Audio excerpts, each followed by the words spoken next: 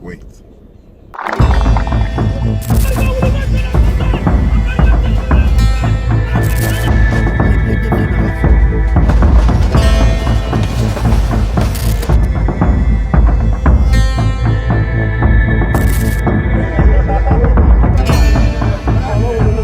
Terrorists are crying out in Mali, and this is the tech causing their tears.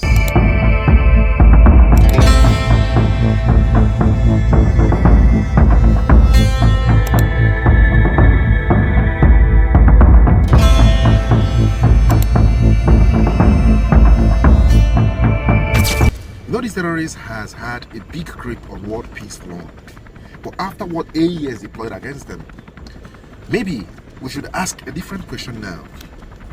What exactly hits them? Why are they crying for help? Shh. Wait. Listen carefully.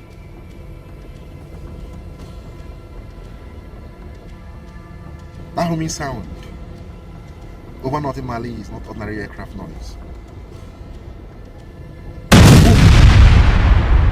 That is Bayraktar TB2 combat drone operating at nearly 25,000 feet above the Sahel desert. A machine with a wingspan of 12 meters, endurance capability of over 27 hours, cruising silently at around 130 kilometers per hour, watching everything. And the terrifying parts, the people below usually never hear it until the missile arrives.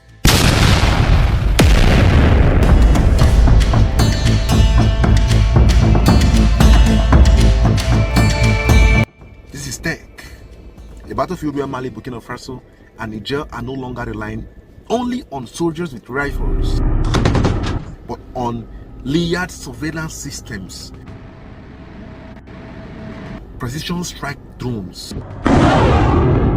mobile rockets batteries, thermal targeting optics, electronic warfare systems, and desert adapted armored engineering. This is not old African warfare anymore. This is algorithmic desert hunting. Let's pay attention to everything, especially after the events of September 2024, when thousands of insurgents reportedly attempted major offensives across northern Mali, believing they could overwhelm government positions through numbers and mobility. But they forgot something critical. The AES Alliance had changed the sky itself.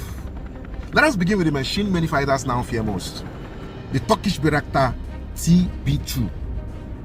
The length of this machine is 6.5 meters, maximum altitude over 27,000 feet, operational endurance 27 hours continuously, combat radius approximately 150 kilometers through direct control links, electro-optical targeting systems capable of zooming onto vehicle movements from massive distance. But none of those numbers truly explain why it is deadly. The real monster sits under the wings. The MAML Smart Munition, a laser-guided micro-missile weighing around 22 kilos, small, fast, precise, yet capable of punching through armored vehicles using tandem warhead technology. Imagine hiding a convoy under trees at night in the Sahel, believing darkness protects you. Meanwhile, the TB2's infrared thermal camera sees your engine heat from kilometers away. The laser designator activates, target lock confirmed, wind speed compressed digitally, then release. The munition glides slightly before impact, not a massive random explosion. A surgical strike, straight from the engine compartment. The precision is what changed everything. Before, insurgents relied on movement, fast motorcycles, pickup convoys, rapid dispersers, but precision drones punish movement. And AES understood that quickly. Now, let us talk about the second nightmare machine, the FPV kamikaze drones. These are smaller than military aircrafts, cheaper than missiles, yet psychologically terrifying. Some are modified racing drones capable of speeds exceeding 160 kilometers per hour. AES technicians reportedly adapted them into reinforced communication modules and explosive payload compartments carrying RPG warheads or fragmented charges. Their range sometimes 10 to 20 kilometers depending on relay systems. The flight altitude is very low, meaning radar detection becomes very difficult. Imagine hearing buzzing sound behind rocks. You turn around, it's too late. because the operator already sees you through first-person view goggles with near real-time video transmission. These drones can literally fly through windows, trenches, cave entrances, and vehicle openings before detonation. Cost of targets, possibly $50,000 vehicles, but cost of drones used may be under $1,000. That is technological asymmetry. That is modern warfare economics. And AES forces reportedly became fascinated with this model because it fits the African battlefield realities. It is cheap, repairable, fast to deploy, no billion-dollar dependency, and then came the artillery integration systems. This is where things become frightening scientifically. Before, great rocket launchers were area weapons. Powerful but inaccurate. Not anymore. AES reportedly began integrating drone renaissance directly with artillery correction systems. A renaissance drone spots movements, GPS coordinates transmitted instantly. Targeting tablets calculates angle corrections. 122 rockets launch within minutes. Each BM-21 Grad launcher carries 40 launch tubes. 40. A single salvo can saturate several football fields in under 20 seconds. The range, roughly 20 to 40 kilometers depending on the rocket type.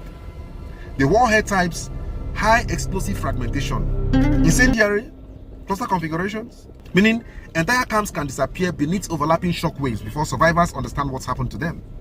And because drones now correct fire in real time, second salvos become even deadlier.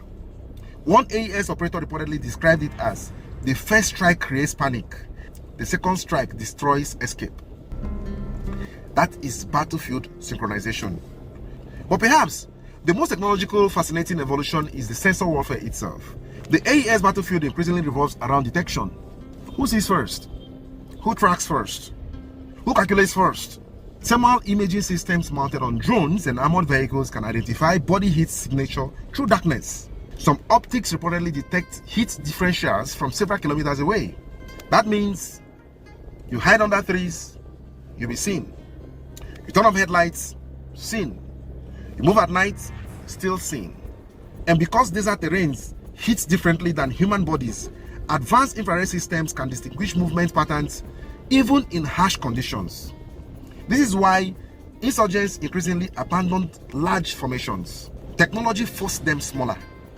Then came electronic warfare, the invisible battlefield. Signal interception units reportedly began tracking communication bursts from radios and satellite phones.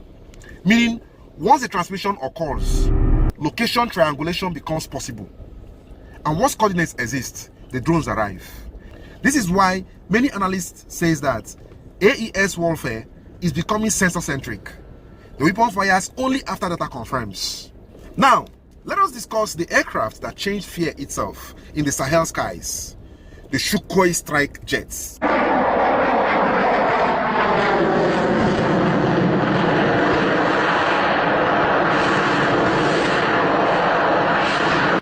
Fast, loud, violent, capable of speeds exceeding Mach 1.3, and that is more than 1,500 kilometers per hour.